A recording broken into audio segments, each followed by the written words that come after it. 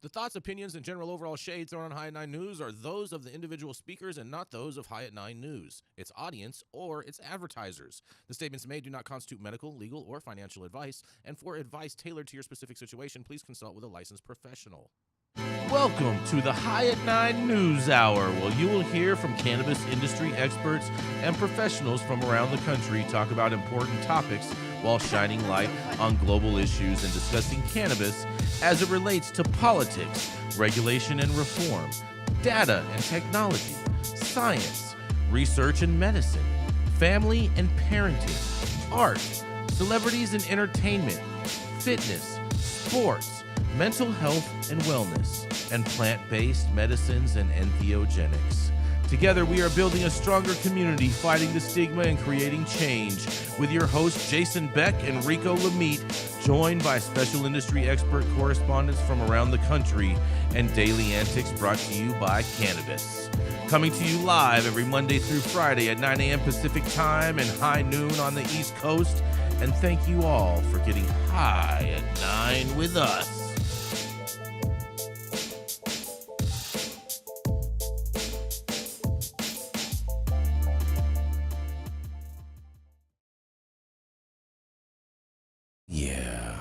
Oh, yeah, you guys. Good morning. That's right. It is Friday, March 1st. Today is National Sunkist Citrus Day, Self-Injury Awareness Day, because I guess a lot of people self-injure themselves. It's also National Minnesota Day.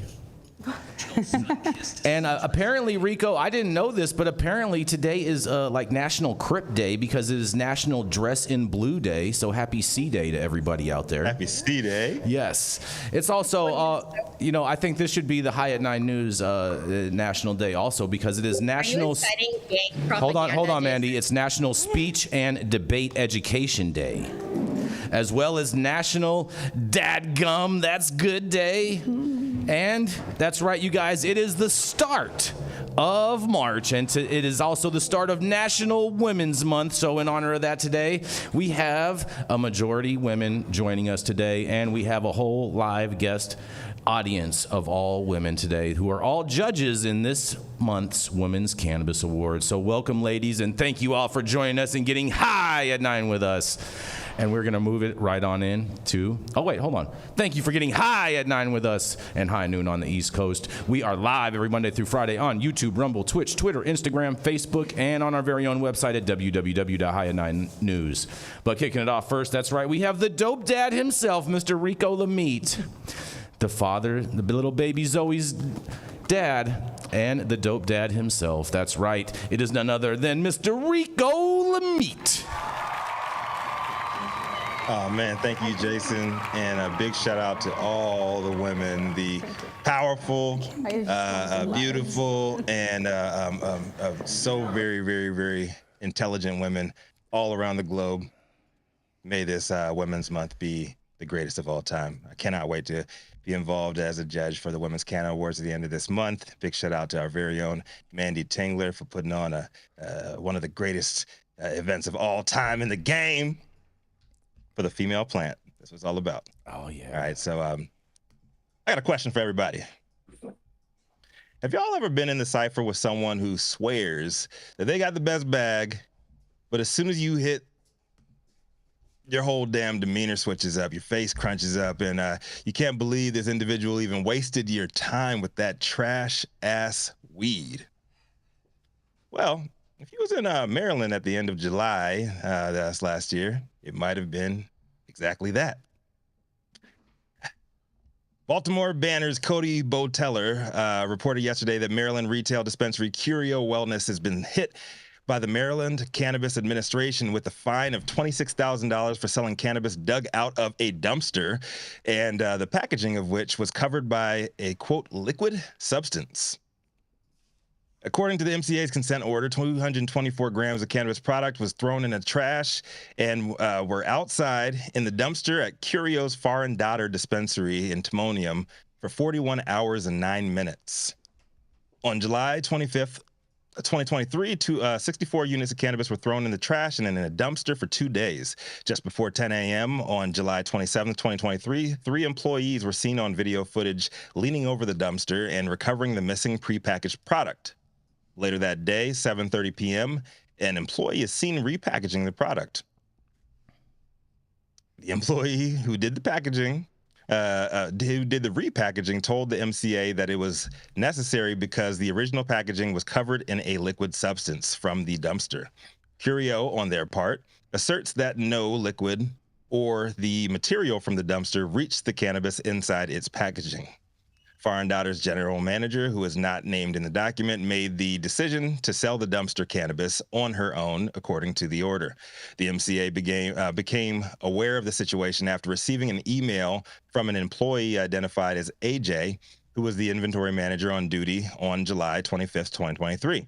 And in an email, AJ says that he advised destroying the cannabis and was in the dumpster.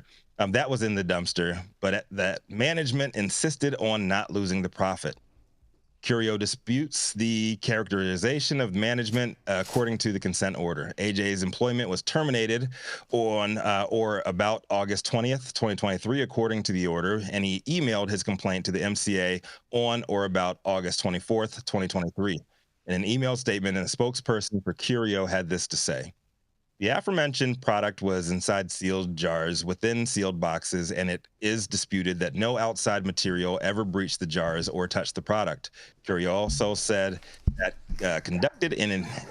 they've conducted an internal investigation and that non-adherence to safety and compliance requirements is not taken lightly or tolerated, end quote. In total, Daughter said that the cannabis that was in the dumpster to 24, they sold the cannabis that was in the dumpster to 24 medical cannabis patients and 18 adult use customers for a total of $3,174.50 in sales between July 28th and August 3rd.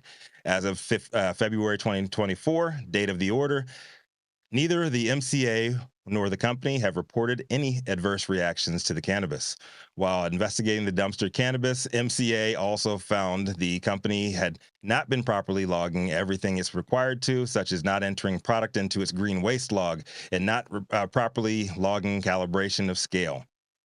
In addition to paying the fine, the company was ordered to submit the green waste logs for monthly reviews, submit its scale calibration and cleaning logs for monthly review, and retrain staff on green waste procedures. Now, this shit is just nasty. Maybe I'm missing something here, as I've never run a legal dispensary myself, but I have lived in the DMV for several years of my early life, and I know how damn hot and humid it gets between July and August in Maryland. Not only was this product in a dumpster, marinating in some unidentified liquid nastiness, but it was also boiling in that motherfucker for 2 days like a toxic waste, slow cooking crock pot. I understand if some of y'all want to call him a snitch or whatever, but I got to tip my hat to AJ, the inventory manager, for reporting the incident to the MCA. He's a real MVP, man. I hope he got a new job at a more reputable facility that actually cares about putting safe